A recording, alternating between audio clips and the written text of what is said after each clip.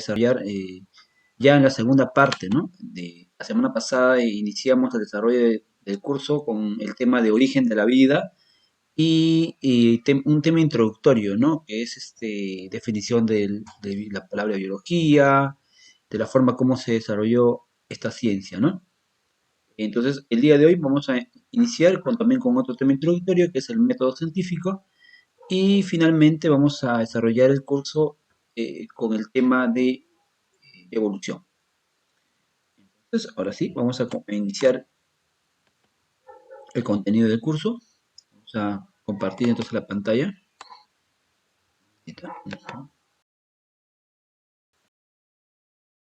Compañeros, estamos esperando unos segundos para que sus compañeros se vayan incorporando.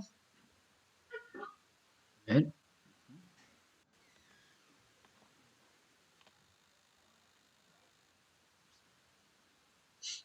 Profesor, ¿cómo se llama el tema de hoy día? Evolución es el tema central, pero vamos a desarrollar un tema introductorio también que es método científico. Ya, pero el tema central es evolución. Ay, perdón. Disculparse abiertos sus listos.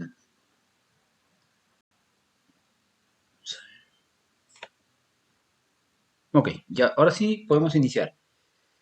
El tema introductorio que voy a desarrollar, que es importante describir este tema central de toda la ciencia, que es el método científico.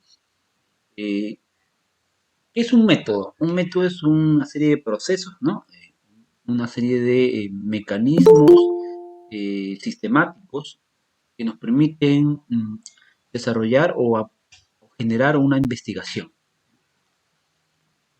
Ustedes han escuchado la palabra método, ¿no? Método significa un proceso sistemático, ¿no? Que tiene como la finalidad, en el caso del científico, la finalidad de generar una investigación.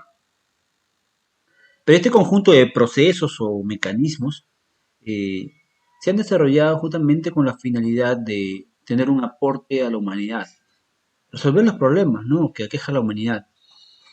La humanidad está siempre encontrando una mejor calidad de vida, ¿no? Entonces, para ello, este método científico nos permite eh, justamente resolver esos problemas en base a una serie de procedimientos, ¿no? Entonces, vuelvo a mencionar, ¿qué es un método científico? Y eso lo ponen en la definición, por favor. Lo copian en su cuaderno, la definición del método científico, ¿no? Copien ahí, por favor. Método científico, la definición es conjunto de técnicas o procesos, conjunto de técnicas y procesos, ¿no? que, generan que se generan, ¿no?, que se generan para una investigación, ¿no? Esa sería la definición de un método científico. Ahora, un Profesor, método ¿lo puede científico, escribir? claro, ¿cómo no? ¿Qué es un método científico? Lo voy a escribir acá más abajo, ¿ya? Más abajo le voy a poner la, este, la definición, ¿ya? Entonces vamos a avanzar para ya más adelante empezar a darle contenido, ¿ya? Yo le voy a poner la definición, no se preocupe, lo voy a poner en la diapositiva. Está bien. Entonces, un método científico es un conjunto de técnicas o procesos que nos permiten desarrollar una investigación. Eso lo voy a poner más adelante. Pero todas las ciencias pasan por este filtro, este proceso, por este conjunto sistemático de técnicas. Sí, todas las ciencias pasan por eso. Justamente el valor de una ciencia, la jerarquía de una ciencia, es seguir un proceso articulado y sistemático. Por eso las ciencias se han generado con esta finalidad de que sea válido, de que tenga ese rigor, ¿no?, de ese proceso. Todas las ciencias tienen que pasar por un método científico para que pueda dar veracidad de todos los aportes se pueda conocer en esta ciencia. Uno, por ejemplo, es muy típico mencionar, no sé si ustedes han escuchado, de conocimiento empírico a diferencia de un conocimiento sistemático, ¿no? Entonces, de repente muchos de ustedes han escuchado qué es un conocimiento empírico y qué es un conocimiento sistemático. ¿Han escuchado ustedes? Es un conocimiento Sí, empírico. profesor, el conocimiento empírico es adquirido por la experiencia y el sistemático por la Ajá, investigación. es aquel adquirido por la experiencia, ¿no? Vamos a incorporar aquí en esta imagen. Es vamos a poner aquí, un conocimiento empírico, vamos a poner aquí, es un conocimiento empírico, ¿no? Empírico, voy a disminuir el tamaño, son los que se adquieren por la experiencia, ¿no? ¿No? Es lo que se obtiene por la práctica y la experiencia. Es un conocimiento empírico, ¿no? Entonces voy a disminuirle el tamaño.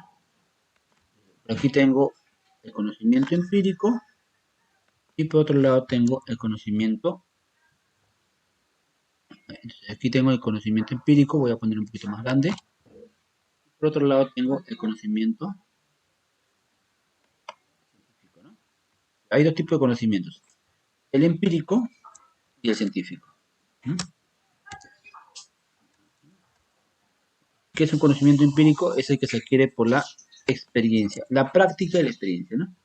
Es lo que se adquiere por la práctica y experiencia, ¿no? Ese es un conocimiento empírico. Hemos diferenciado, vamos a diferenciar dos tipos de se adquiere por la experiencia o la práctica, que está aquí, conocimiento empírico, y lo que sigue un rigor científico se denomina conocimiento científico. Tenemos conocimiento empírico y conocimiento científico, ¿no? El científico sigue, ¿no? Sigue un conjunto de procesos, ¿no? Un conjunto de procesos y sigue un conjunto de procesos y técnicas, ¿no? Y técnicas de forma sistemática, ¿no? Es decir, sigue un proceso de método científico, a eso se refiere, ¿no? Okay. Entonces, para poder diferenciar, hemos diferenciado ahorita los dos tipos, ¿no? Conocimiento empírico y conocimiento sistemático. Conocimiento empírico y conocimiento científico. En base a estos dos conceptos importantes, nosotros tenemos que tener en cuenta que todo lo que nosotros eh, conocemos o adquirimos como información, como información, ¿no? Esa información que nosotros adquirimos diariamente puede ser una información que puede ser desarrollada a través de la práctica, ¿no? A través de nuestros ancestros, nuestra experiencia, ¿no? Ahí surgen las fábulas, las leyendas, hay también prácticas, ¿no? Prácticas habituales. Por ejemplo, si ustedes han visto a los albañiles, ellos adquieren su conocimiento para poder construir, ¿no? Una pared, ¿no? Para poder hacer un diseño, ¿no? De forma experimental, de forma empírica, ¿no? De forma práctica. Pero lo ideal, lo ideal y lo óptimo es que haya un plano, ¿no? Que haya un diseño científico, ¿no? Con un rigor científico. Y para eso justamente el conocimiento científico ha desarrollado este proceso, ¿no? Esta técnica, ¿no? Hay que diferenciar las dos cosas, ¿no? El conocimiento empírico es lo que adquiero con experiencia, ¿no? Es lo que adquiero cuando yo este, recibo esa información de mis ancestros o de tanto uso de esa práctica, ¿no? Pero el científico ya sigue un conjunto de procesos, pasan por un filtro, pasan un rigor científico, ¿no? Esto hay que diferenciarlo, ¿no? Entonces, el conocimiento científico es lo que vamos a desarrollar a partir de, el conocimiento científico es el que va a desarrollar la ciencia, ¿no? Y hay diferentes tipos de ciencia, ¿no? La biología se encuentra dentro de las ciencias fácticas. ¿Por qué?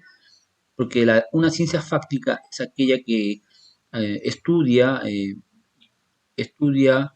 este, factores que son perceptibles a nosotros, ¿no? Que lo podemos percibir directamente. Por ejemplo, podemos percibir a la materia, en el caso de la química, podemos ver sus aspectos físicos en caso de la física. O podemos percibir, por ejemplo, la forma, las características, los aspectos, el comportamiento de un ser vivo, la biología, ¿no? Entonces la biología está dentro de esa ciencia, ¿no? Entonces eso hay que también tenerlo claro, ¿ya?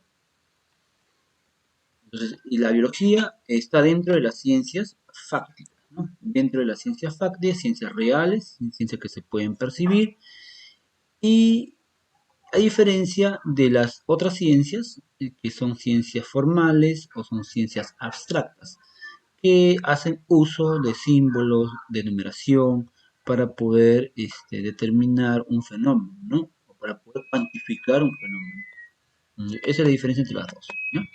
Ahí estamos hablando también de conocimiento empírico y conocimiento científico. El conocimiento empírico es aquel que se adquiere con la experiencia, y el conocimiento científico es el que sigue una serie de procesos o métodos científicos para poder desarrollar este conocimiento.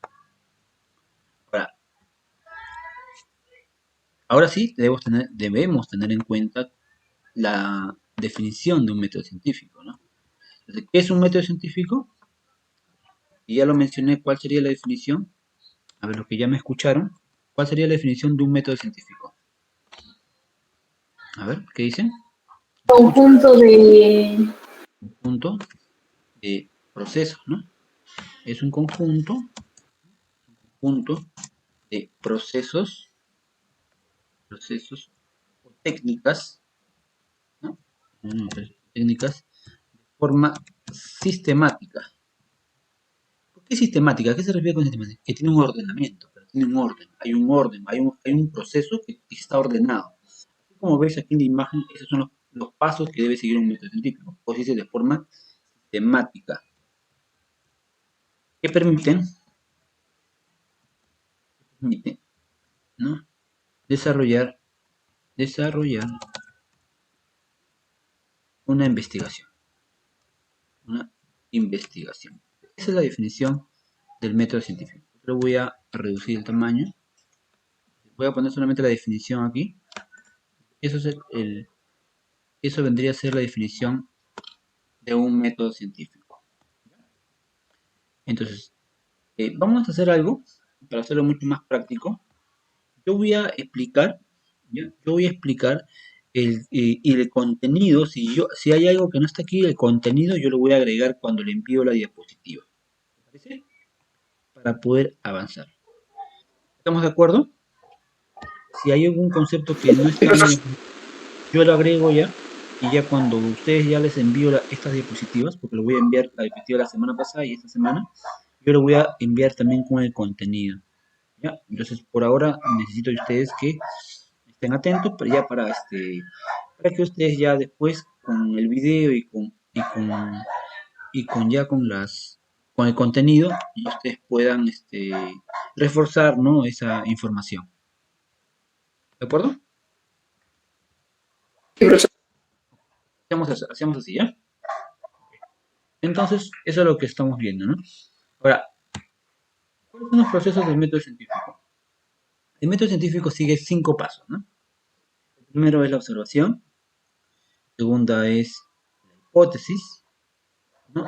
La tercera es la experimentación, la cuarta es las conclusiones, ¿no? Y la última vendría a ser justamente el resultado de las conclusiones, ¿no? Que puede ser una teoría o una ley. Esos procesos son los que vamos a seguir. Aquí están, ¿no? Aquí están los procesos. Observación, hipótesis, ¿no? Experimentación, conclusión, y después sigue tesis o leyes, ¿no? Empecemos con el primer proceso. Me voy a explicarlo de esta forma. El primer proceso de un método científico es la observación. Es importante identificar qué tipo de problema, porque lo que hace el método científico es identificar primero un problema, ¿no? Un problema en la naturaleza. Hay una variedad de problemas en la naturaleza, pero si estos problemas no son relevantes, no son atrayentes para poder ser estudiados, ese problema puede dilatarse o no puede ser, o no puede tener una finalidad, un objetivo, ¿no? Y un problema muy habitual que hemos pasado lo último es justamente el tema de la pandemia, ¿no? El problema de las enfermedades virales. Este interés de poder estudiar a estos virus, ¿no? Que han pasado por un proceso complicado, ¿no? Y difícil, ¿no? Para poder eh, ingresar a un ser vivo. Entonces, es lo que no se desconocía mucho de ese proceso, ¿no? De los procesos virales. Entonces, eso fue un interés importante en ese tiempo, ¿no?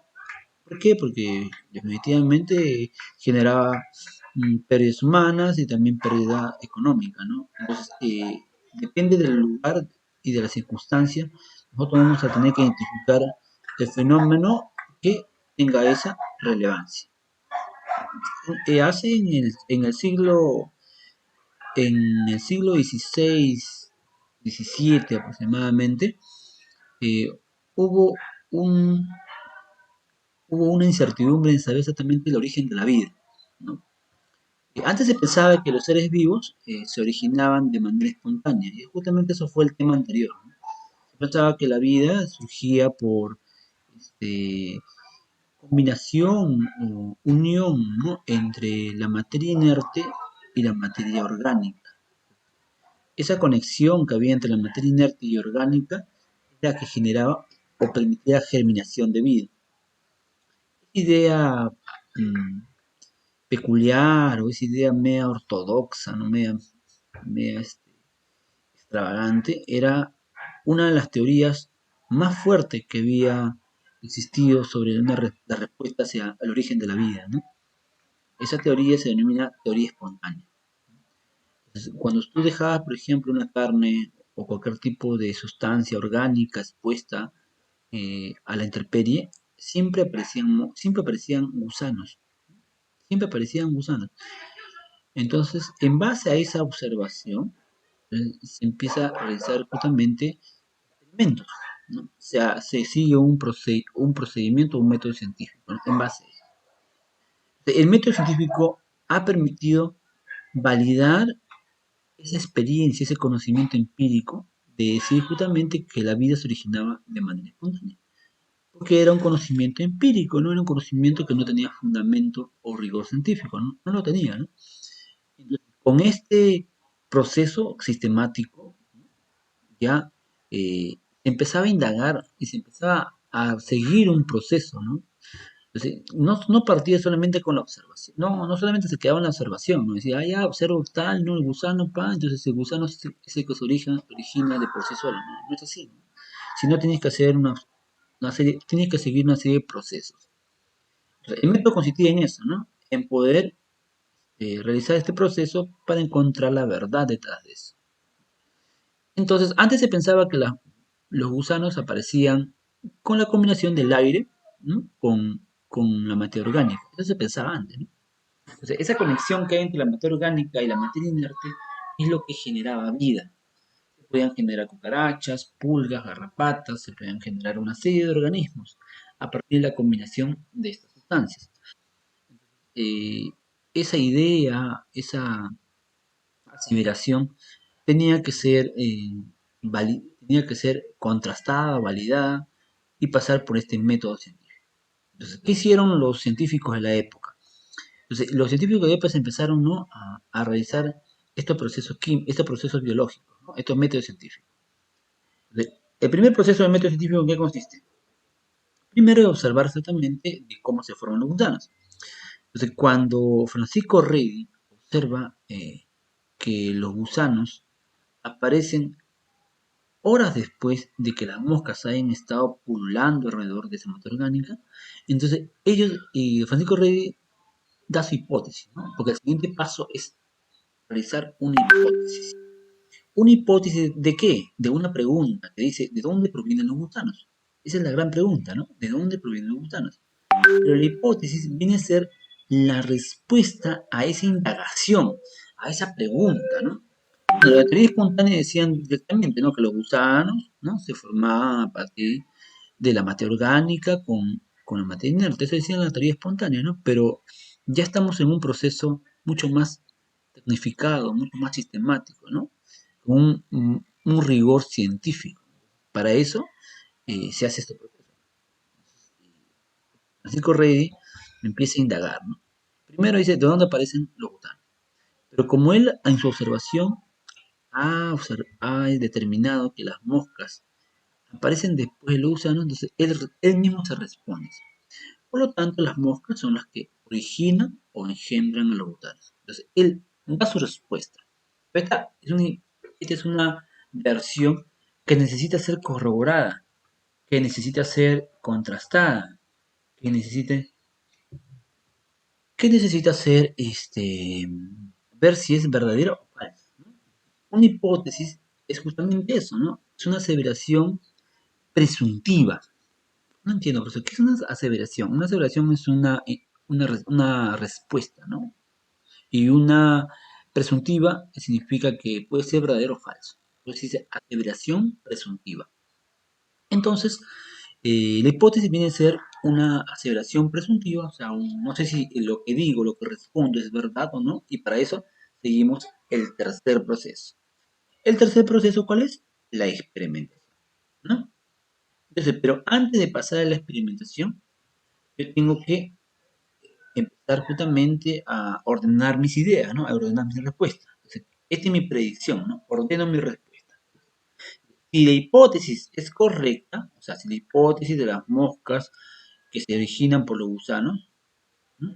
Que las moscas originan los gusanos, por lo tanto digo, si la hipótesis es correcta, si esto es correcto, entonces mantener las moscas alejadas de la carne evitarán que aparezca gusano.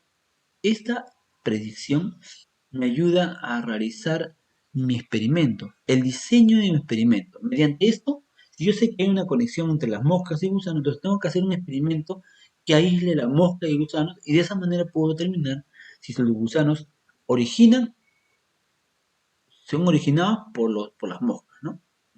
O de otra forma, si la mosca originan a los gusanos.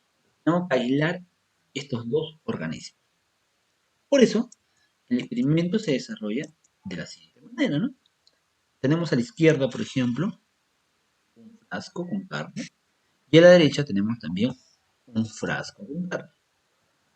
Entonces, como ustedes están observando, el frasco a la izquierda, el frasco a la izquierda que tiene carne, está en la intemperie, está abierto, en cambio el frasco a la derecha está cerrado. Al dejar estos frascos, tanto el abierto como el cerrado, eh, van a ocurrir varias cosas, ¿no? Vamos a ver, ¿no?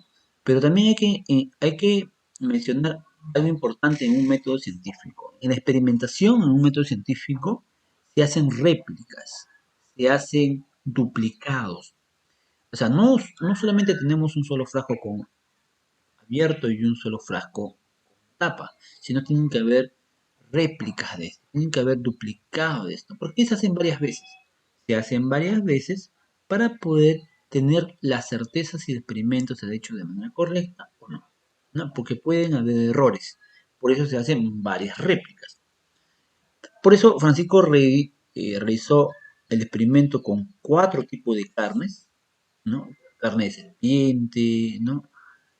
Carne de res y todo eso, ¿no? Son 4 tipos de carnes que él puso en 4 frascos. Y esos 4 frascos estaban con boca abierta. En cambio, en el otro frasco también incorporó la misma carne, pero estaba cerrado, ¿no? Al dejar esto por varias horas o días, se observó lo siguiente, ¿no? Entonces se observó que en el frasco que estaba abierto empezaban a pulular o a ver moscas cerca de la carne. Como había un contacto directo, las moscas estuvieron cerca de la carne. Y se observa que justamente en el momento que las moscas están rodeando la carne, al cabo de unas horas, ¿no? Aparecen gusanos. En cambio, en el frasco que tenía la carne, ¿no? Que no tiene contacto directo, no aparecen gusanos. Sino las moscas justamente se quedan en la tapa y en esa zona de ahí aparecen los gusanos. Entonces, se comprueba con certeza de que el contacto directo de la carne con las moscas es el que genera o engendra gusanos. En cambio, las moscas que no llegan a tocar la carne, ¿no? Son las que no generan gusanos. Entonces las moscas, por lo tanto, las moscas son las que originan gusanos.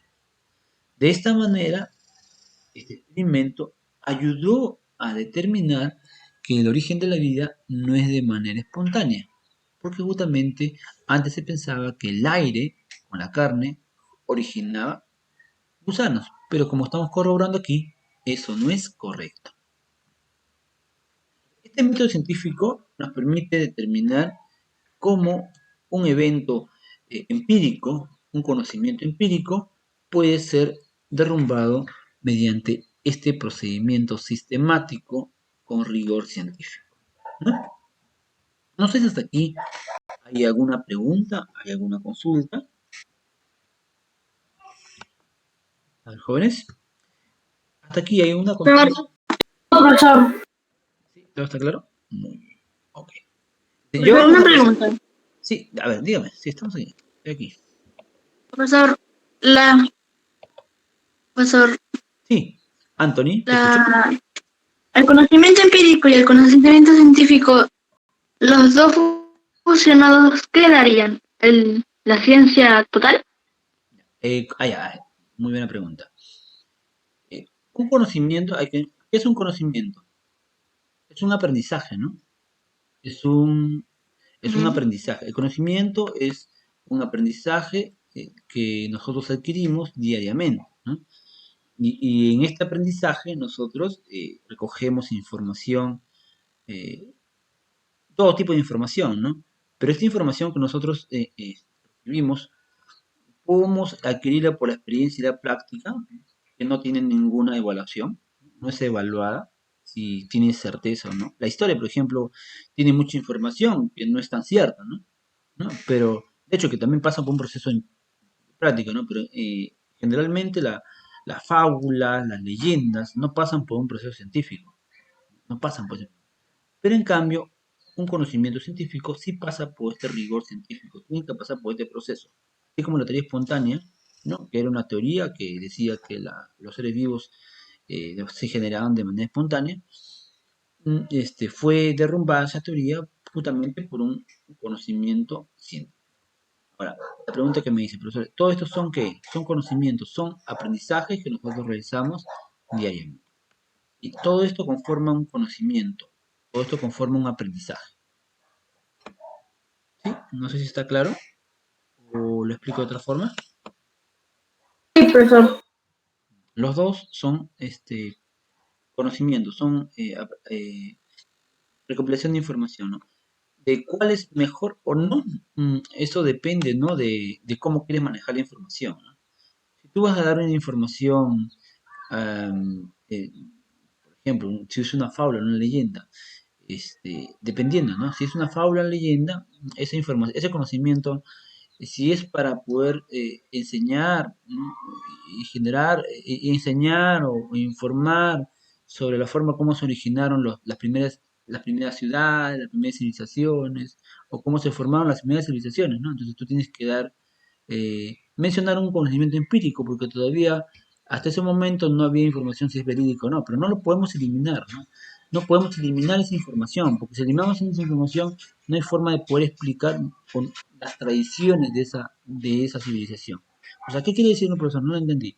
Quiero decir que, por ejemplo, las leyendas de los hermanos Ayer permiten eh, conocer de cómo se formó, perdón, la cultura inca, ¿no? Entonces, pero yo no puedo eliminar ese, por hecho que no sea un conocimiento científico, no puedo eliminar esa fábula, no puedo eliminar esa leyenda, ¿no? Entonces, a eso me refiero, ¿no? Entonces, los dos son importantes, tanto las que se quieren de forma empírica, con las experiencias, que no han pasado por un proceso científico, pero que son importantes para explicar las tradiciones, para explicar la historia, para explicar varios aspectos importantes. Pero los dos son aprendizajes. Eso lo aprendemos para conocer nuestra identidad, ¿no? Ok. Entonces, esa es la primera parte introductoria. Ahora sí pasamos al contenido más importante, ¿no? Que es la evolución. Profesor, una pregunta. ¿Puede dar un ejemplo de conocimiento empírico y conocimiento científico? Claro, cómo no. Un conocimiento empírico podría ser, por ejemplo, eh, un maestro de obra, ¿no? Un maestro de obra podría ser un conocimiento empírico, ¿no? Un maestro de obra que construye, por ejemplo, eh, construye las casas en las zonas urbanas, ¿no? En las zonas más alejadas no van a ir pues un ingeniero, un arquitecto, es poco probable, ¿no? Que vaya a ir un ingeniero. Incluso en las barriadas, en los asentamientos humanos, no va un ingeniero ahí a construir eso, sino que van maestros de obras a construir las casas, ¿no? Eso sería un ejemplo. Otro ejemplo de conocimiento empírico serían las fábulas y las leyendas, ¿no? Que permiten conocer la historia de una cultura o civilización. Las fábulas y leyendas. Un conocimiento científico, bueno, estamos hablando ya de una ley o una teoría. En el caso, por ejemplo, de la teoría del origen de la vida, ¿se acuerdan lo que hablamos la semana pasada? La teoría del origen de la vida, la teoría que valida el origen de la vida se denomina teoría quimiosintética. Voy a copiarlo aquí mejor para que no copiado en el aire. Sería un maestro de obra, un maestro de obra, serían las leyendas y fábulas, ¿no? Y en el caso de aquí sería la, la teoría del origen de la vida. ¿Cómo se llama la teoría que valida el origen de la vida? ¿Se acuerdan cómo se llama esa teoría? La que desarrollamos la semana pasada. La teoría quimiosintética. Ética. Sintética, ¿no? Esa es la teoría. También la que explica que la célula es la unidad de vida de todo ser vivo, es la unidad básica de todo ser vivo. ¿Cómo se llama esa teoría? La teoría celular. ¿No? Y el tema del día de hoy, ¿no? La teoría que explica cómo se ha generado diversidad de seres vivos, ¿cómo se llama? Teoría de la evolución. Ahí tenemos tres teorías que tienen rigor científico. Ok, ahí tenemos los ejemplos de cada uno de ellos. Okay, vamos a pasar ahora sí al otro tema que es evolución. Por favor, vamos a desarrollar ya el otro contenido. Vamos a cambiar de diapositiva. Vamos a desarrollar el tema de evolución. Minimizamos y empezamos con este tema. La evolución es uno de los temas primordiales y básicos en la comprensión de poder entender cómo los seres vivos se han diversificado, se han generado tanta cantidad de especies alrededor de nosotros, ¿no? Hasta ahora hemos encontrado una gran diversidad de especies, ¿no? Hasta la fecha hemos registrado una gran cantidad de especies, pero esa diversidad, esa alta diversidad, cuando hablo de diversidad me refiero principalmente a la cantidad de especies que hay en animales y plantas, ¿no? Hay una alta diversidad de esas especies, que son las más relevantes, más resaltantes, ¿no? Pero esa diversidad de especies, ¿cómo se ha generado? ¿De qué forma esos seres vivos han llegado hasta nuestra actualidad? ¿Siempre han existido esas especies? ¿No? ¿Cómo se han generado esas formas tan peculiares? eh, ¿Cómo se han generado esas variedad de especies que encontramos actualmente? Y la explicación a esta pregunta, a esta interrogante, es la evolución. Pero no siempre se pensaba de esa forma, ¿no? Porque hace miles de años, hace 2000 millones, hace 2000 años, eh, antes del nacimiento de Cristo, la primera civilización, que es la cuna de la ciencia, que es la cultura griega, ¿no? Se inició la teoría de que los seres vivos permanecen inmutables en el tiempo. Es decir, los seres vivos se originaron en un momento, ¿no? En un momento, y estas no cambiaron en el transcurso del tiempo. Esta teoría, que menciona que los seres vivos permanecen sin cambios en el tiempo, se denomina teoría fijista y fue desarrollada por Aristóteles. Aristóteles desarrolla una comparación, ¿no?, entre las formas, eh, los colores, las formas y colores que presentan, por ejemplo, algunos insectos como las mariquitas, ¿no? Él hace un contraste de que esos colores son nada más reflejo de la variedad que existe en una especie, pero no son especies diferentes. O sea, lo que dice Aristóteles es que los seres vivos tienen una determinada especie y sus variedades son solo eso, son cambios de forma, pero siguen siendo la misma especie. Estas especies siempre han estado en el tiempo. Yo tengo una especie de cangrejo, este cangrejo siempre fue cangrejo hace miles de años. Y es lo que dice justamente Aristóteles. Especies no han cambiado, ¿no? No han cambiado, sigue siendo el mismo, ¿no? Sigue siendo el mismo. Entonces, esa es la teoría de Aristóteles, ¿no? Estas formas de seres vivos que encontramos aquí en este registro es justamente lo que había desarrollado Aristóteles, ¿no? Él había encontrado una gran diversidad de especies. Recordemos que Aristóteles es considerado como el padre de la zoología, ¿no? Porque él clasifica a los animales en varios grupos, en 9 grupos, ¿no? Él lo clasifica en el grupo de los moluscos, en el grupo de los cuadrúpedos. Entonces, él clasifica los animales. Por eso considera él a Aristóteles como el padre de la de también a él se lo considera como el padre de la biología porque también hace estudios de plantas y animales, ¿no? Generalmente de todos los seres vivos. También se le considera a algunos de ellos como el padre de la biología. Su discípulo, bueno, se dedica a estudiar a plantas, ¿no? Pero él está más interesado en estudiar animales, ¿no? Él incorpora cerca de 50 nombres a las especies, ¿no? A los grupos que actualmente lo conocemos, ¿no? Como los crustáceos, los caracoles y todo eso, ¿no?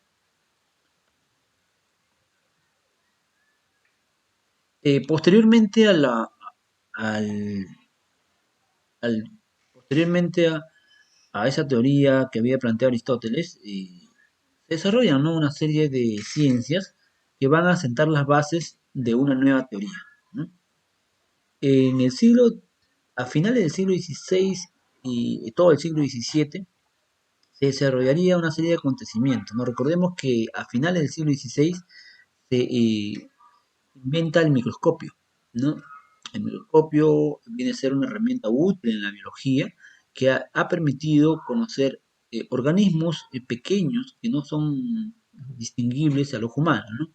Estos organismos pueden visualizarse justamente con este microscopio. Se llega a conocer a las bacterias, ¿no?, que posteriormente ya formarían un tercer o cuarto grupo, ¿no?, en el grupo de las bacterias, del reino Monera, ¿no? Todos esos conocimientos, todas esas herramientas, ¿no?, permitiría el nacimiento de una nueva ciencia, ¿no?, con la bioquímica, que estudia, que estudia justamente las reacciones químicas, la biología celular, que estudia la célula, ¿no? En este caso, también se desarrolla una ciencia que es la geología, ¿no? La geología es la ciencia que estudia las transformaciones que desarrolla el suelo, ¿no?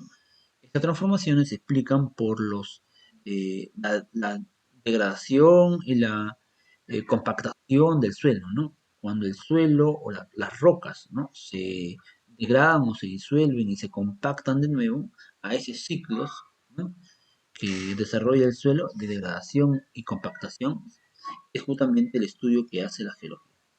Cuando el suelo se compacta y descompacta, ¿no?, o se fragmenta, formación de capas, ¿no? Estas capas van a tomar ciertas formaciones, ¿no? Pueden tomar forma de lomas, pueden tomar forma pueden formar las cordilleras también, ¿no? Todas esas formaciones que se desarrollan en la Tierra pueden visualizarse si nosotros hacemos un corte, ¿no? Un corte en el suelo. Pero de forma natural el suelo también se corta, ¿no? Por ejemplo, ¿dónde podemos observar las capas del suelo? ¿En qué lugar? ¿En qué formación? ¿Alguien me puede mencionar? Y este más creo que nos ayuda a ilustrar muy bien en qué parte no podemos ver esas capas. A ver, ¿quién me dice? Lo que está en la imagen, ¿qué representa? ¿Un cráter? Una cuenca, ¿no? Una cuenca, ¿no? Una cuenca, una abertura, es un río, ¿no? Donde ese río ha erosionado el suelo, ¿no? Y esto permite el descubrimiento de las capas geológicas, ¿no? Las capas geológicas son justamente movimientos de suelo que surgieron en ciertas épocas, ¿no? Y que cada capa nos permite diferenciar, ¿no? La supervivencia de ciertos organismos, ¿no? Entonces, cuando las capas van cambiando por fenómenos geológicos y por fenómenos climatológicos, eh, entonces estas capas también pueden determinar el asentamiento de diferentes tipos de organismos, ¿no? Si en un momento hay, por ejemplo, hielo, el suelo es compacto, el suelo es infértil, van a haber ciertos organismos en ese tipo de suelo. Pero si cambia, si es lluvioso, si es pantanoso, entonces va a haber un suelo mucho más fértil, va a haber más plantas, por lo tanto va a haber más diversidad orgánica. Todo depende del suelo. Les comento esto porque más adelante va a haber un científico que relaciona eso, ¿no? Charles Lyell justamente plantea eso, ¿no? Charles Lyell dice que la Tierra está en movimiento, el suelo se compacta y descompacta, entonces por lo tanto los cambios que ocurren en la Tierra, esos cambios geológicos van a también determinar los cambios biológicos. Entonces esa relación que había en que nada se permanece constante, sino que está en constante cambio, es lo que había mencionado Charles Lyell, ¿no? Los cambios ocurren. Más adelante, Cuvier va a asentar una nueva ciencia que es la paleontología, que es la ciencia que se encarga de estudiar los restos fósiles. Un resto fósil es un resto de un organismo que ha perecido, ¿no? Que en ese proceso de mortaldad, en ese proceso en el cual su cuerpo se encuentra este, sepultado en el suelo, ¿no? Puede generar huellas, como en el caso, por ejemplo, aquí estamos viendo que hay una huella de la pata, ¿no? ¿No? De un animal, ¿no? Pueden generar también residuos de huesos, ¿no? De heces o también de nidos, ¿no? Pero ¿cómo se conservan estos componentes orgánicos? Se conservan de varias formas, ¿no? Pueden empezar a llenarse de minerales, ¿no? En ese lugar, en esos huesos se llenan de minerales y esos minerales son los que van a generar el molde de esa vértebra o de ese hueso esqueleto, ¿no? Eso es un tipo de preservación, ¿no? Mediante la mineralización. En cambio, las huellas también igual, ¿no? También se sedimenta en este lugar, ¿no? Se empieza a sedimentar sustancias que van a marcar, justamente este sello, en cierta parte de una roca, un sedimento. Queda el sello, ¿no? De esa huella. También va a haber heces, ¿no? Que no se pueden descomponer con facilidad y van a ser la evidencia de que justamente ha relegado esta sustancia en el suelo. De todos estos componentes, vendría a ser una evidencia de que los seres vivos no fueron los mismos hace años anteriores, sino han ido cambiando, ¿no? Entonces, eso es importante. El inicio de la paleontología permite descubrir también que los seres vivos están cambiando. De tanto la geología, ¿no? Que menciona que la Tierra cambia, ¿no? Por lo tanto, los seres vivos también van a cambiar. Esta hipótesis que había planteado Charles Lyell se consolida con la paleontología, porque la paleontología sí encuentra evidencia de que los seres vivos han ido cambiando con los restos fósiles que van a encontrar. De esa manera se plantea una teoría, una nueva teoría, ¿no? Esta teoría se denomina la teoría transformista. El francés Louis Moore Laupertus menciona de que sí, los seres vivos cambian, pero esos cambios que han desarrollado los seres vivos se generan por una pandemia que ha ocurrido en la Tierra. Las plagas, las pandemias que ocurren en la Tierra son las que van a transformar el cuerpo de un organismo. ¿Para qué? Para sobrevivir.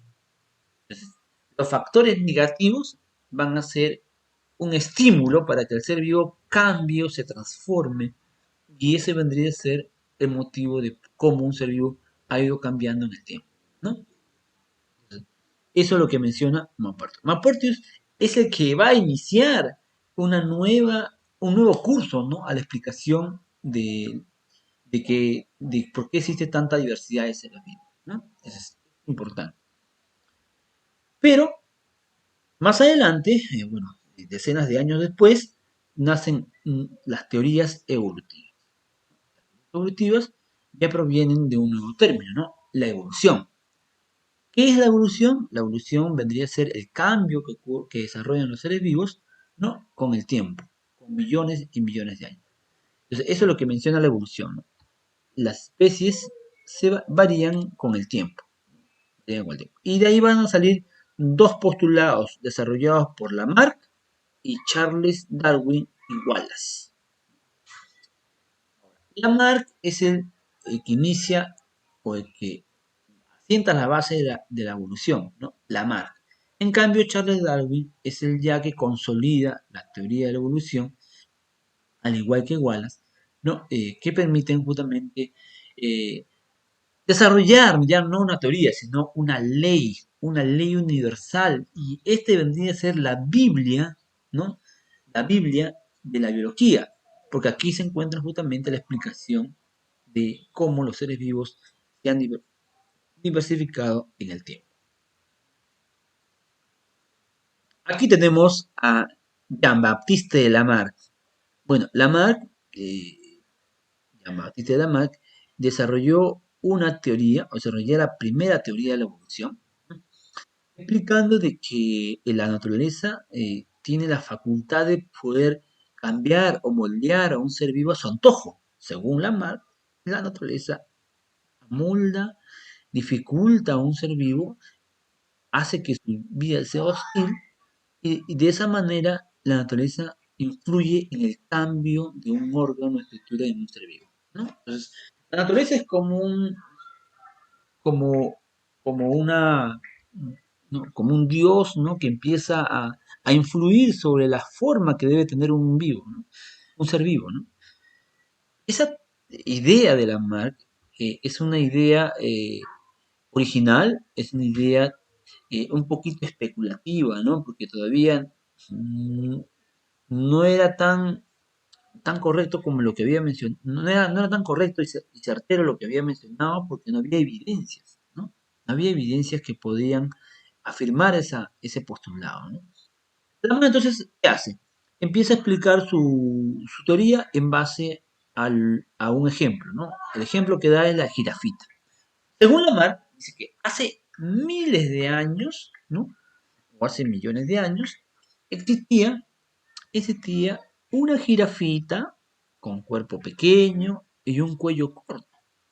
Pero esta jirafa se alimentaba de los pastos que se encontraban en el suelo, ¿no? Como los pastos son de tamaño pequeño, la jirafa no tenía dificultad de poder alimentarse, ¿no? La jirafita se alimentaba con el pastito y de esa manera este, abastecía su alimento, ¿no? Se abastecía de alimento. Pero llegó un momento en la jirafita, se encontró en un ambiente donde el ambiente era hostil, ¿no? Ya no había lluvias, se empezaban a secar las plantitas, ¿no? Morían por deshidratación y solamente quedaban relegadas algunos arbustos, ¿no? Según la mar, esos arbustos, que son un grupo de la familia de las acacias, ¿no? O las leguminosas, empezaban a florecer, empezaban a formar frutos, ¿no? Y las jirafas se alimentaban de esos frutos.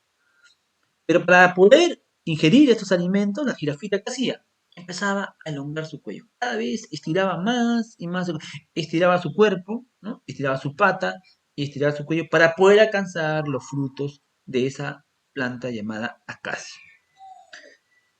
Tanto es así el movimiento, los cuellos, el alargamiento de cuellos, ¿no? El estiramiento de cuellos, que este cuello se empezaba a elongar de forma gradual. Lamar dice, ¿no? La jirafita, ¿no? En un ambiente normal, con buenas condiciones, tiene un cuello corto, pero en un ambiente hostil, el ambiente influye que el cuello empiece a elongarse. Él plantea sus dos leyes. La primera ley dice que si un organismo utiliza más un órgano, este órgano se desarrollará.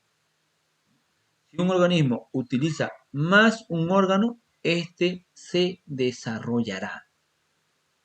En cambio, si un órgano dejas de usarlo, este órgano se reduce de tamaño o puede desaparecer.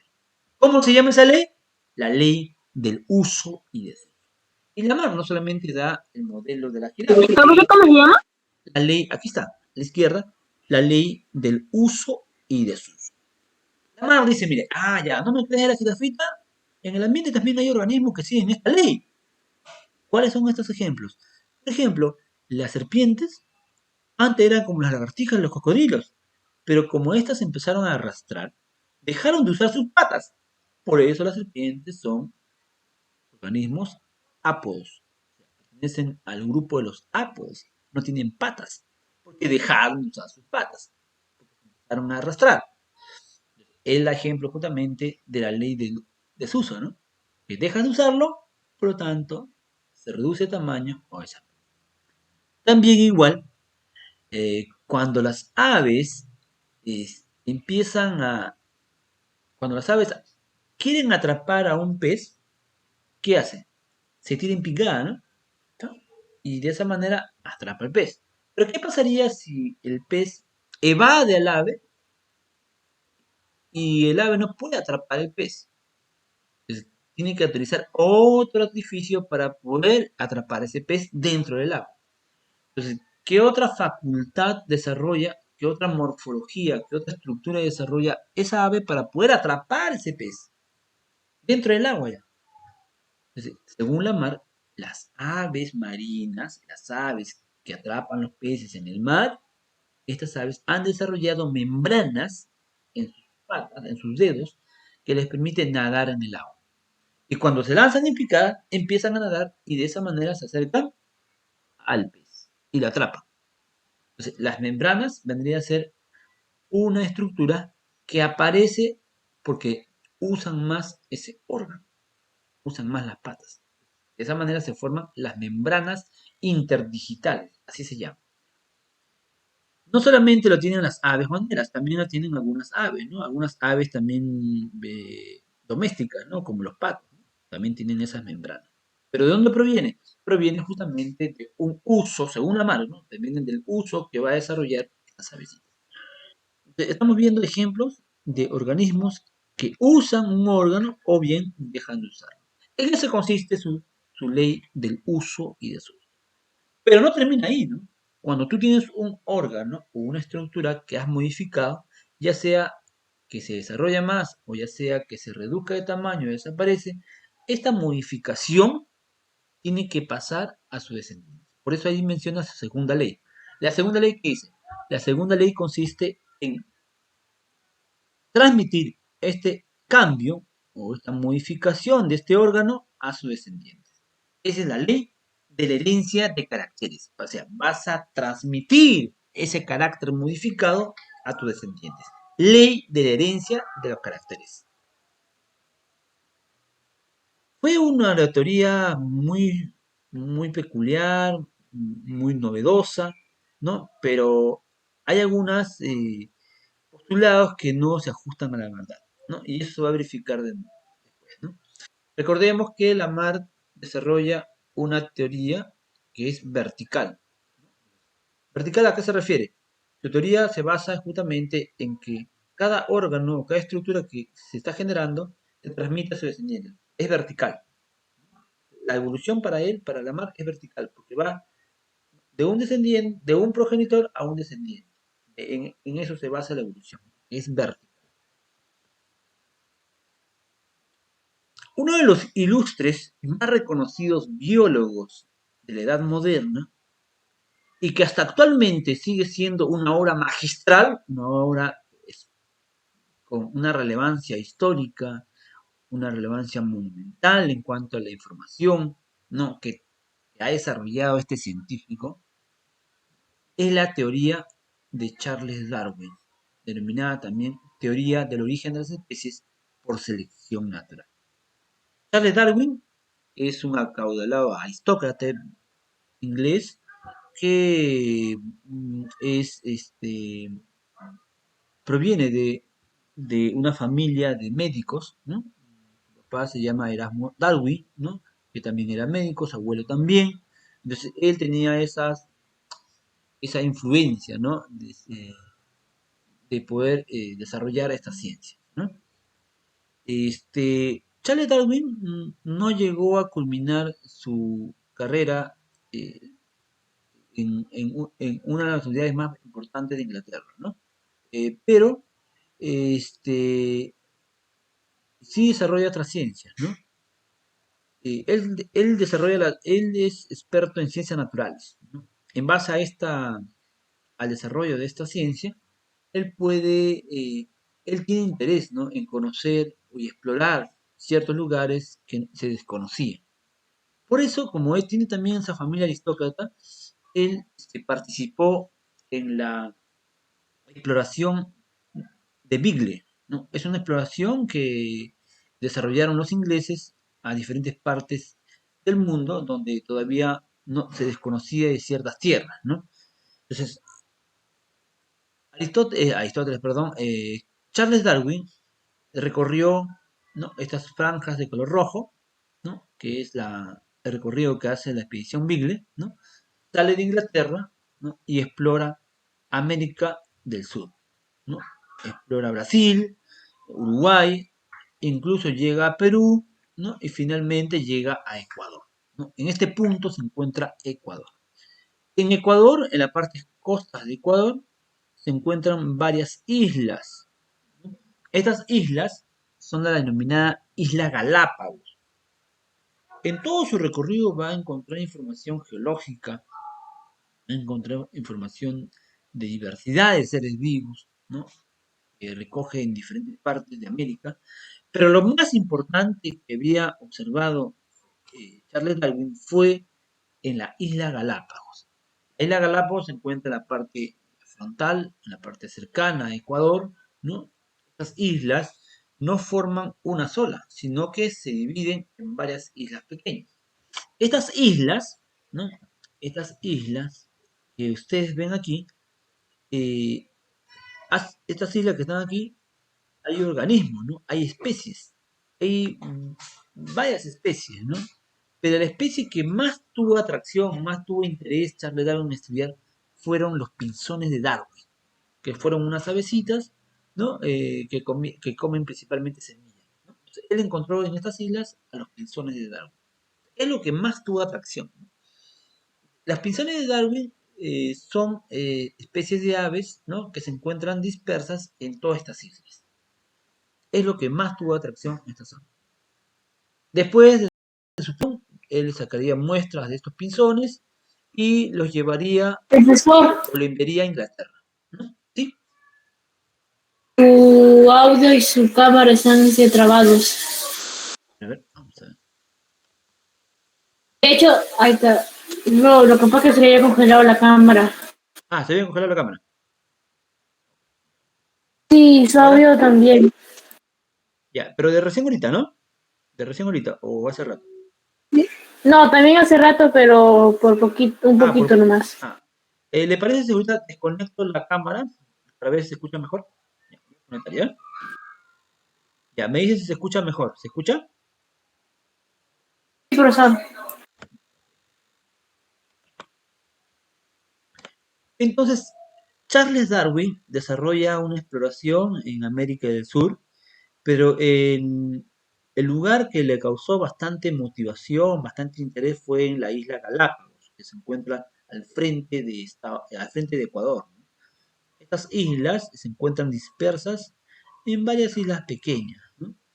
Eh, lo que más tuvo atracción, lo que más tuvo interés en estudiar Charles Darwin fueron unas aves a las que denominó pinzones de Darwin, ¿no? Como ven aquí, hay varias islas pequeñas, otras más grandes, ¿no? Donde encontraron a estos pinzones. Estos son los famosos pinzones de Darwin, ¿no? Los pinzones de Darwin fueron encontrados en las Islas Galápagos y son una especie de aves que se alimentan principalmente de semillas, ¿no? Pero Aristóteles había, o pensaba, él especulaba, ¿no? De que estos pinzones que había encontrado eran variedades de pinzones, ¿no?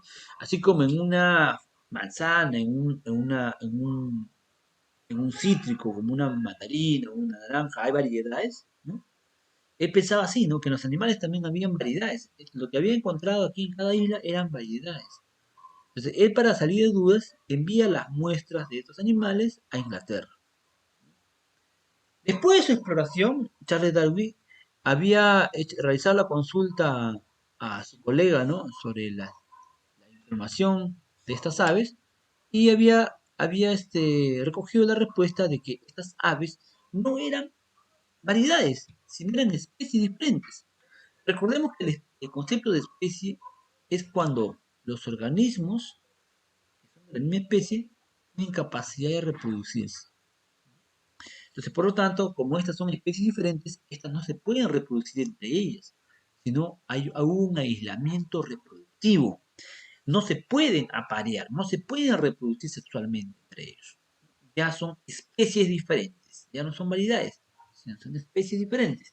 Entonces, eso es lo que había encontrado justamente Charles Darwin en su exploración de los pinzones. Y él se había encontrado información de que los pinzones, ¿no? De cactus, el pinzón de cactus, bueno, que es de especie Geospita andes, es el que se alimenta principalmente de los cactus, ¿no? Como ven aquí. Pero la forma que tenía el pico estaba adaptada al tipo de alimento que estaba ingiriendo, ¿no? Por ejemplo, esta especie que se alimenta de cactus, de los frutos de cactus, tienen un pico grueso, ¿no? Con una puntiaguda. Pico bien grueso con una puntiaguda. En cambio, los pinzones de tierra grande, de la especie Geospita magnirostris, estas tenían un pico mucho más robusto, como ven, ¿no? Mucho más robusto, más grueso, ¿no? Más fuerte. Y estas justamente son porque se alimentan de qué? Se alimentan de cascanueces. La forma que tiene el pico va a ser determinado mediante el tipo de alimentación que va a encontrar. Por lo tanto, si en un inicio un pinzón tenía un pico delgado, este pico se puede ser más grueso, se alimenta de cactus, o puede ser mucho más grueso, rígido, en lugares donde solamente hay cascanueces. Depende del lugar donde se encuentra. Eso fue un aporte importante para poder comprender cómo se van diversificando las especies. ¿Qué lo había mencionado? Charles Darwin. También aquí tenemos a otros pinzones. En este caso, este pinzón tiene un pico bien delgadito, ¿no? Que se alimenta justamente, se alimenta de insectos, ¿no? En cambio, aquí tenemos un pinzón con un pico bien finito, ¿no? Que se va a alimentar de los gusanos que se encuentran en la planta, ¿no? Entonces, todas esas formas que presentan esos picos son diferenciados para poder conocer la dieta alimenticia de cada pinzón. Cada pinzón se alimenta de restos diferentes, ¿no? Ahora, ¿Cuál es la conclusión que llegó Charles Darwin? Para ya poder culminar con esta parte. Charles Darwin menciona en su teoría, su obra magistral es denominada Origen de las especies por selección natural. La obra de Lamarck es eh, nomenclatura zoológica, ¿no? La obra de Lamarck. En cambio de Charles Darwin se denomina Origen de las especies por selección natural. ¿Qué dice su obra? ¿O cómo se resume su obra en cuanto a la explicación de la diversidad de especies? ¿Qué menciona Charles Darwin? Para que se pueda desarrollar una nueva especie, tienen que pasar por 4 procesos. Hay 4 etapas para que se pueda desarrollar la evolución. ¿Cuáles son esas 4 etapas? Según Darwin, según toda la información que había recogido, no solamente en la expedición, sino también en, la, en el estudio que él desarrolló ya en Inglaterra, ¿no? Observando, por ejemplo, la crianza de palomas, ¿no? El cruce de perros. Entonces, toda esa información, ¿no? Le permite indagar y consolidar su teoría, ¿no? Todo eso ha recopilado Charles Darwin a fin de que se conozca exactamente cómo se originan las especies, cómo se han originado las especies. No cómo se ha originado la vida, sino cómo se originan las especies, ¿no? Ok, entonces Charles Darwin dice que la evolución sigue 4 pasos. ¿Cuáles son? La primera, para que se pueda desarrollar la evolución, lo primero que tiene que haber es una superpoblación. O sea, cuando empiezan a reproducirse, los individuos no se reproducen, ¿no? Cuando empiezan a reproducirse, se replican, aumenta la población. Cuando los individuos se reproducen, estos aumentan la población. Entonces, en una primera etapa, ¿qué vamos a ver? Vamos a ver abundante individuos en una población. Va a haber una superpoblación. Esa es la primera etapa, ¿no? Hay abundante alimento, las condiciones son favorables, entonces las especies se van a reproducir y van a generar una gran población, gran cantidad de individuos. Pero todo tiene un límite, ¿no? Cuando hay abundancia de alimento, también hay escasez. Entonces, cuando todos han reproducido, han aumentado su población, llega un momento en donde el alimento empieza a escasear. Y ahí viene el segundo paso. ¿Cuál es el segundo paso? El segundo paso es la supervivencia del más apto. Es decir, ahora la naturaleza va a influir toda la parte negativa, todos los aspectos negativos en esa especie. ¿Influir de qué forma? Va a influir de forma de que los individuos solamente más capacitados, los individuos que tengan la adaptación ideal, son las que van a poder vivir. Entonces, la primera que ella, superpoblación, la segunda es, ¿no? La supervivencia de los más aptos, ¿no? Y la tercera, ¿cuál sería? La tercera sería, ¿no? ¿El ganador? La tercera sería la reproducción. La reproducción. La que había mencionado Lamarck, ¿no? La herencia de caracteres adquiridos, ¿no? Esa etapa que había mencionado Lamarck se cumple también en Charles Darwin, ¿no?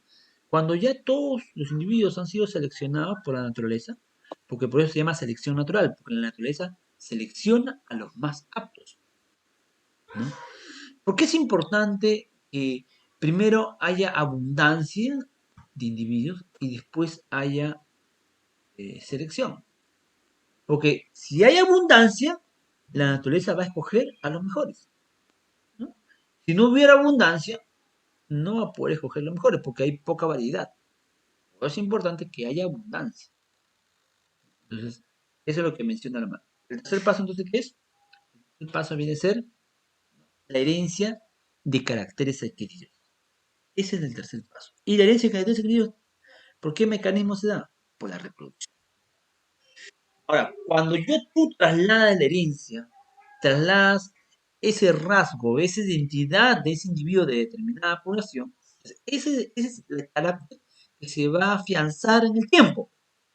Cada vez este individuo va a recibir modificaciones, va a ser seleccionado esas modificaciones, ¿no?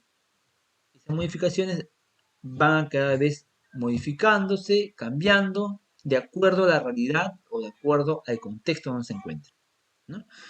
Porque si una adaptación fue óptima un tiempo, pueden cambiar las circunstancias climatológicas y esa adaptación no puede ser óptima en otro tiempo. Entonces, eso es importante, ¿no? Después de que el individuo haya transmitido la herencia a sus descendientes, se viene el último paso. El cuarto paso viene a ser la especialización. ¿Y qué es la especialización?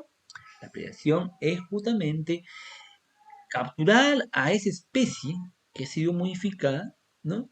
Que ya no es una variedad, sino es una nueva especie. Los cambios que va desarrollando o que se van seleccionando, ¿no?, en el tiempo son las que van a determinar una nueva especie, ¿no? Así, justamente, los humanos hemos podido desarrollar o evolucionar en base a esos cambios, ¿no?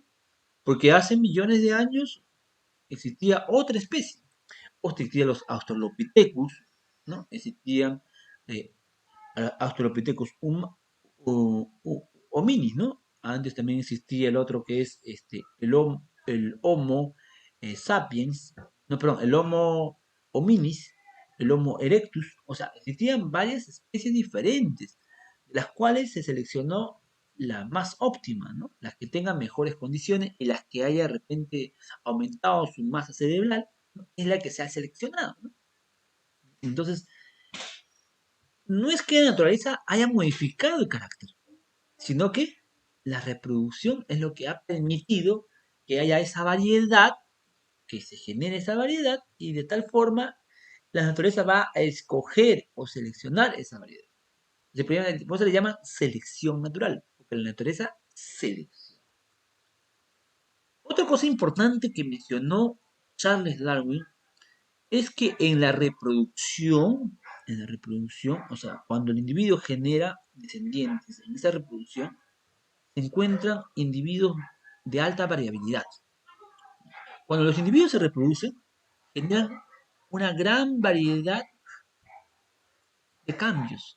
Hay cambios, ¿no? O sea, el individuo cuando un organismo, una especie, se reproduce sexualmente, requiere de dos progenitores. Uno proviene del padre y otro proviene de la madre. Pero cada progenitor va a aportar,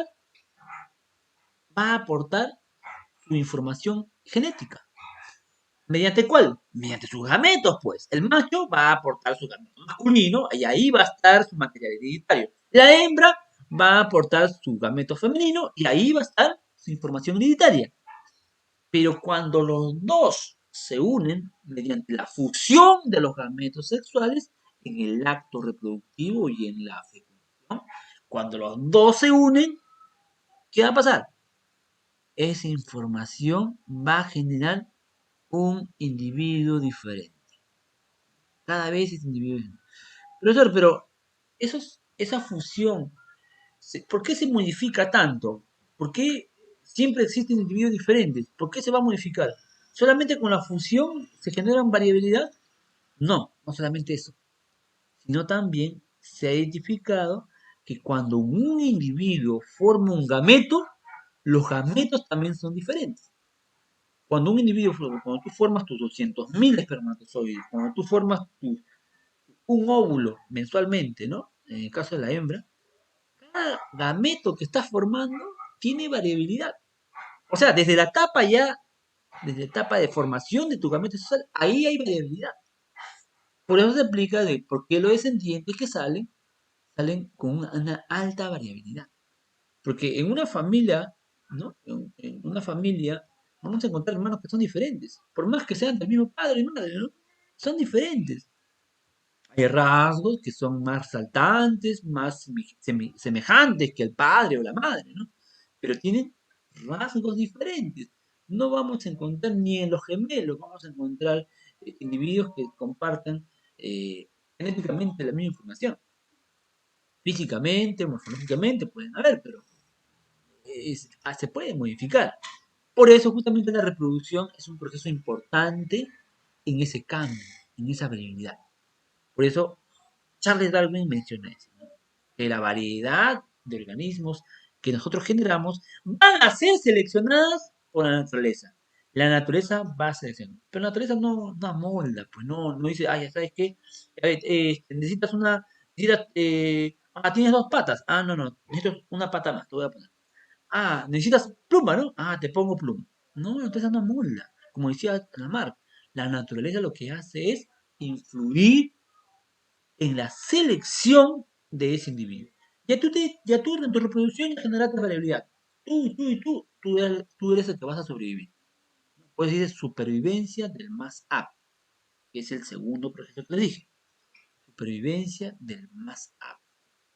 De hecho, que en esa supervivencia del más apto va a haber competencia, ¿no? Van a haber individuos que van a competir por alimento en una determinada especie, ¿no? Por ejemplo, en una jauría de lobos va a haber competencia, ¿no? Competencia por alimento, por el poder, ¿no? De toda la manada, de toda la jauría, perdón, ¿no? Igual también, igual también va a ocurrir en otros organismos, ¿no? Va a haber competencia. Pero también no solamente va a haber competencia entre individuos de la misma especie, sino también va a haber competencia entre especies diferentes, ¿no? O de repente, ¿no? Una hiena va a competir con un leopardo para atrapar la presa, ¿no? ¿No? Para competir por alimento. En Un vez de venado. competir por un venado, una gacela, ¿no? Van a competir. Hay también competencia entre diferentes especies, ¿no? Ahí está la competencia, como ejemplo, de depredación, ¿no? Presa, depredador. Hay otra competencia que hay, por ejemplo, de otros factores. Siempre en la naturaleza hay competencias, ya sean la misma especie o sean de especies diferentes. Hay competencias. Hay algunas Profesor, asociaciones, pero profesor, también hay competencia que tienen toda la beneficio misma mutuo. especie peleen. Tienen beneficio mutuo. Claro, también hay asociaciones que tienen un beneficio mutuo, porque juntos son una sola fuerza, ¿no? En el caso de la simbiosis, ¿se acuerdan? En la simbiosis que ocurre entre una bacteria y una planta, ¿no? Ellos forman las micorrizas, por ejemplo, ¿no? Las micorrizas, no es la micorriza, es hongo y planta es micorriza. La otra es bacteria y planta vendría a ser rhizobium, ¿no? Hay una bacteria de rhizobium que va a formar esa simbiosis, ¿no? Pero hay una simbiosis que es una unión entre dos especies, ¿no? Que va a formar un nuevo individuo, una nueva especie, mejor dicho, ¿no? Hay una unión entre un alga y un hongo. Generan una nueva especie. Esta especie se llama líquen. ¿Han escuchado ustedes los líquenes? Es una simbiosis No. íntimamente ligada entre un alga y un hongo. Y generan cuerpos rígidos, cuerpos resistentes a la desecación. Estos líquenes se van a encontrar justamente en las rocas. Ustedes van a ver, de repente han ido a la zona de lomas donde hay humedad, ¿no? En las costas hay humedad, ahí van a ver pegadas las rocas, unas manchas anaranjadas, medias grises, hay unas manchas ahí. Esas manchitas son los líquenes. Ustedes van a la selva, van a ver también igualito, unas manchas en los árboles. Son como unas cáscaras, parecen una cáscara de una roca. Así parece. Esos son los líquenes. Son fusión entre algas y hongos. Algas y hongos. ¿Qué le da al alga? Alimento. ¿Qué le da al hongo? Le da resistencia a la desecación. Los dos se fusionaron. Eso más que todo es lo que habíamos mencionado. A ver, en base a eso vamos a desarrollar las preguntas. Tengo aquí un calendario de preguntas. Y no sé si hasta aquí hay alguna pregunta adicional, si no con esto ya. Profesor, Sí, dígame. una pregunta. ¿Puede ponerla en una parte? Es que no sé si es las Galápagos, hay una parte azulita. ¿Qué significa eso? A ver, vamos a poner aquí un poquito.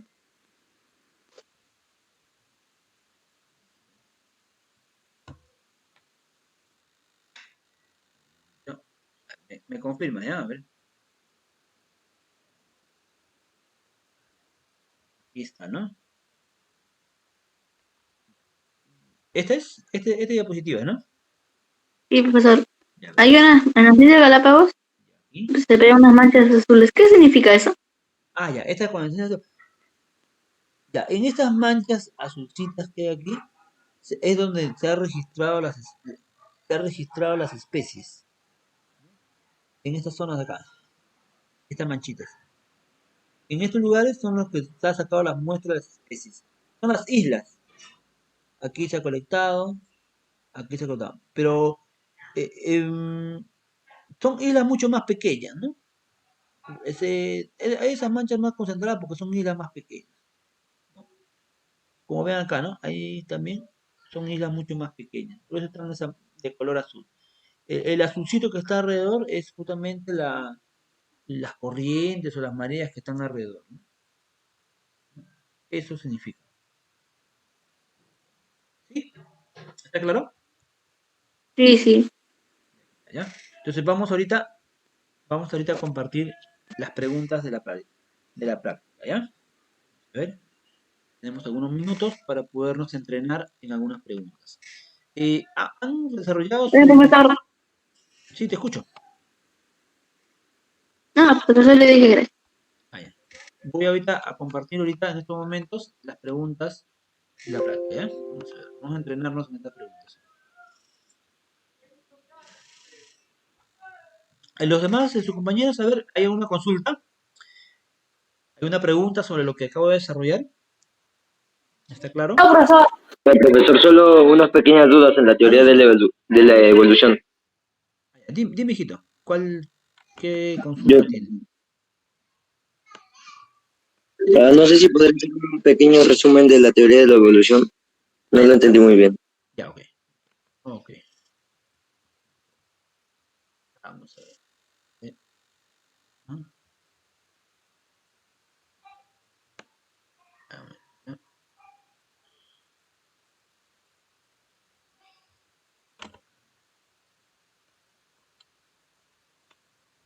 Vamos a ahorita a hacer un resumen de lo que acabo de mencionar, ¿ya? Confirman aquí. Empezamos. ¿Qué es la evolución entonces? La evolución se define como los cambios que se desarrollan en el transcurso de millones de años. ¿Qué cambios? ¿En dónde ocurren esos cambios? En los seres vivos. Pero esa idea o esa premisa de que los seres vivos cambian en el transcurso de los tiempos es una idea actual, ¿no? Es una teoría que se ha planteado desde la edad moderna hacia adelante. Porque antes se pensaba que los seres vivos no cambiaban. Aristóteles justamente que empezó a investigar, a empezar a observar a las especies como los animales, ¿no? Él mencionó y argumentó de que las especies no cambian, ¿no? Los individuos permanecen sin cambios en el tiempo. ¿Cómo se llama esa teoría? Se llama teoría fijista. La teoría fijista consiste en explicar de que los seres vivos no cambian en el tiempo, ¿no? Por lo cual Aristóteles había desarrollado la clasificación de los animales en 9 grupos, ¿no? De esos 9 grupos empezó a mencionar algunos nombres, él registró más o menos 50 especies, 50 nombres de especies, ¿no? Y es la que conocemos actualmente, ¿no? Más adelante se empezarían a forjar varias ciencias, ¿no? Como la geología, ¿no? Que explica cómo el suelo va cambiando por la compactación y la fragmentación del suelo, ¿no? Cuando las rocas se fragmentan y se compactan, genera cambios en el suelo, ¿no? Estos cambios se van a desarrollar en varias etapas, ¿no? En eras o etapas, ¿no? Estas generan varias capas o huellas en el suelo. Entonces, para poder estudiar estas capas, se plantea una nueva ciencia, ¿no? ¿Cómo se llama esa ciencia? La geología. Voy a repetir, ¿qué es la geología? Es una ciencia que estudia cómo las rocas se fragmentan y se compactan. Esos cambios que desarrollan esas rocas madres son las que permiten la formación de los suelos, ¿no? El que funda esta ciencia es Charles Lyell. Charles Lyell, la geología es una serie de cambios que va desarrollando el suelo por la compactación y la fragmentación del suelo. También Charles Lyell puede evidenciar, ¿no?, que en estas rocas se encuentran sedimentos o huellas de restos. Entonces, él menciona de que estos fósiles son evidencias que en épocas anteriores existieron seres vivos, ¿no?, que se desarrollaron en cierta etapa donde el suelo tenía un tipo de forma, ¿no? O sea, cada capa nos va a dar un registro de determinada especie. Eso es lo que mencionaba Charles Lyell. Pero el inicio de la indagación y del descubrimiento de estos restos fósiles permite que se funde una nueva ciencia, ¿no? Dentro de la geología se separan los restos fósiles y solamente los restos fósiles van a ser estudiados por la paleontología. ¿Quién es el padre de la paleontología? Georges Cuvier. ¿Qué estudia Cuvier? Los restos fósiles. Restos fósiles que pueden provenir de diferentes índoles, ¿no? Pueden provenir de huellas, pueden provenir de huesos, materia orgánica, de heces o de nidos de aves. La materia orgánica puede permanecer cristalizada o mineralizada, ¿no?, en el tiempo, ¿no? Entonces, todos estos componentes son evidencias de que los seres vivos han ido cambiando en el tiempo, ¿no? Ese es el foco de estudio que hace Georges Cuvier.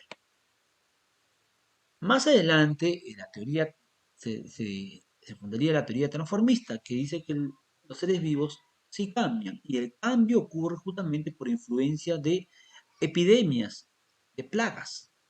Maupertuis implanta una nueva teoría denominada transformista.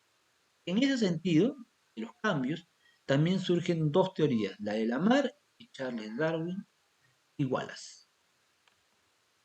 ¿Qué dice Lamarck? Lamarck dice que los seres vivos han ido cambiando haciendo uso de dos leyes.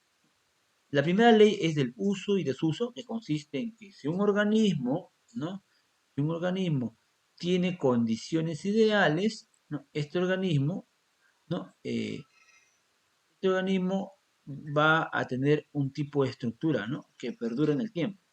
Pero si este organismo, las condiciones son inhóspitas o son más dificultosas, esta estructura va a empezar a modificar. Puede modificarse desarrollándose o puede modificarse reduciéndose de tamaño o desapareciendo. Para hacerlo mucho más sencillo, Lamarck menciona justamente que si tú utilizas un órgano más, como lo hace la jirafa, en su momento la jirafa se alimentaba de pastos que estaban a un fácil acceso, no estaban en pastos, estaban en un fácil acceso, pero las lluvias generaron de que estos pastos desaparecieran. Entonces esta jirafita tenía que alimentarse ahora de arbustos que pueden resistir a la desecación, ¿no? Estos arbustos tenían semillas cada vez más altas y la jirafa estiraba su cuellito y entonces se elongó el cuello. La ley dice, mientras más usas un órgano, este órgano se desarrolla. En cambio, las serpientes que tenían patas, ¿no?, mm, dejaron de caminar, ¿no?, empezaban a arrastrarse y sus patas desaparecieron. Si dejas de usar un órgano, desaparece. Esa es la ley de uso y desuso. El otro paso para que se pueda desarrollar la evolución dice que es que este órgano o esta estructura modificada traspase a los descendientes. Al traspasar a los descendientes se cumple la segunda ley, la ley de la herencia de caracteres adquiridos, ¿no? Esa es la segunda ley. Entonces son dos pasos, uno que se modifique y el otro que traspase a sus descendientes, ¿ya? Esas son las dos leyes de Lamarck. Conclusión, Lamarck dice que la naturaleza amolda a un organismo. La naturaleza modifica a un organismo. Y que estos procesos de evolución ocurre de padres, de progenitores a descendientes. O sea, es una evolución vertical. Charles Darwin plantea una teoría diferente a la de Lamarck. Él menciona justamente que los seres vivos han ido modificándose mediante 4 procesos. ¿Qué procesos han pasado?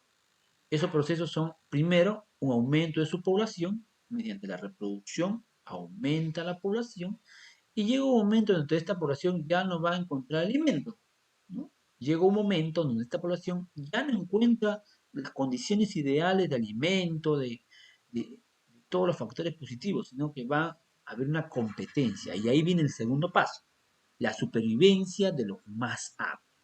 Como están compitiendo por alimento, como están compitiendo por el espacio, ¿no? Entonces estos animalitos van a ser seleccionados. Estas especies son seleccionadas. ¿Quién selecciona? La naturaleza. Cuando ya la naturaleza haya seleccionado los más aptos, ¿qué va a pasar?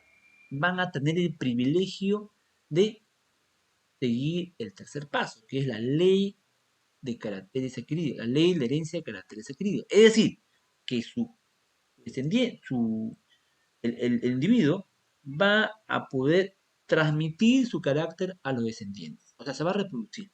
Ese vendría a ser va a tener el privilegio de reproducirse. Y el último paso es cuando esta modificación se va haciendo constante y va a llegar un momento donde esta modificación va a generar una nueva especie. ¿Cómo se llama ese último proceso? Especialización. Son 4 procesos. Primero, superpoblación. Segundo, supervivencia del más apto. Tercera, herencia de caracteres adquiridos. Y cuarta, la especialización. Esos son los 4 procesos que desarrolla Charles Darwin para explicar la teoría de la evolución. Y es la que está siendo aprobada actualmente. Es el lema, es la ley que seguimos todos los biólogos. El origen de las especies por selección natural. Esta obra magistral explica justamente todos los avances, todos los aportes que había realizado Charles Darwin, no solamente para explicar la evolución en los animales, en las plantas, en los seres vivos, sino también incluso en el humano. Por eso hay una imagen muy clara, ¿no?, de cómo también los humanos se han hominizados, ¿no? Y hay una imagen donde los detractores ponieron a un simio, ¿no? Un simio como el origen del hombre, ¿no? Eso sería el resumen de esta última parte. No sé si hasta aquí está claro. Sí, profesor. Sí, profesor, ahora está más clarito. Ya, ok. Muy bien.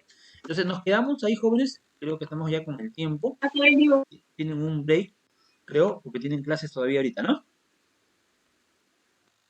¿Correcto? Sí, profesor. Ya, queda pendiente enviarle. Entonces yo lo voy a enviar al WhatsApp. Lo voy a enviar el enlace.